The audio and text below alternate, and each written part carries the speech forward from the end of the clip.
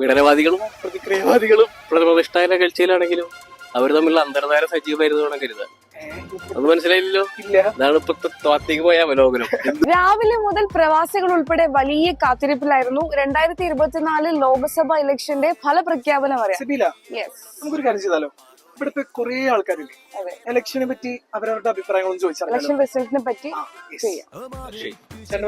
അജ്മൽ, ഞാൻ തൃശ്ശൂരാണ്. തൃശ്ശൂരാണോ?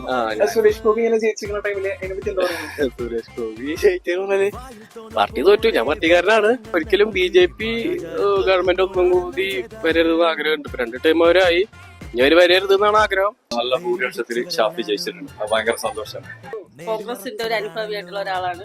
ശശി തരൂർ തന്നെ ജയിക്കണം എന്നുള്ളൊരു പ്രതീക്ഷയിൽ ഇങ്ങനെ രാവിലെ മുതൽ ഇങ്ങനെ ഇരിക്കുകയായിരുന്നു. അതുകൊണ്ട് ആഗ്രഹം പോലെ തന്നെ സുരേഷ് ഗോപി 3ാം തവണയും പോവും എന്നുള്ളൊരു കണ്ടീഷനിൽ തന്നെയായിരുന്നു നമ്മൾ ഇരിക്കേണ്ടായിരുന്നത്. പക്ഷെ എന്ന് പറഞ്ഞു കഴിഞ്ഞാൽ പുള്ളി അടിച്ചു കയറി വന്നു. അത് ഇപ്പൊ ലാസ്റ്റ് ഒരു 2 ഇലക്ഷൻ ആയിട്ട് ഇപ്പൊ NDA ആണ് ഭരിക്കുന്നത്. അതുകൊണ്ട് എന്തുണ്ടായി എന്നുള്ളത്, കാരണം ഈ 2 ഇലക്ഷന് മുമ്പുള്ള ഇന്ത്യയും ഇപ്പോഴുള്ള നടന്നുകൊണ്ടിരിക്കുന്ന ഒരു അവസ്ഥ ഞാൻ കണ്ടതാണ്. അപ്പോൾ അതിന് എന്തെങ്കിലും ഒരു ചേഞ്ച് ആഗ്രഹിക്കുന്നുണ്ട്. സോ ഇന്ത്യ സഖ്യം കയറുകയാണെന്നുണ്ടെങ്കിൽ നല്ലൊരു കാര്യം. കാരണം എന്തെങ്കിലും ഒരു ചേഞ്ച് പ്രതീക്ഷിക്കുന്നുണ്ട്. കാരണം ലാസ്റ്റ് 10 years നമ്മൾ എന്തായിരുന്നു എന്നുള്ളത് കണ്ടതാണ്.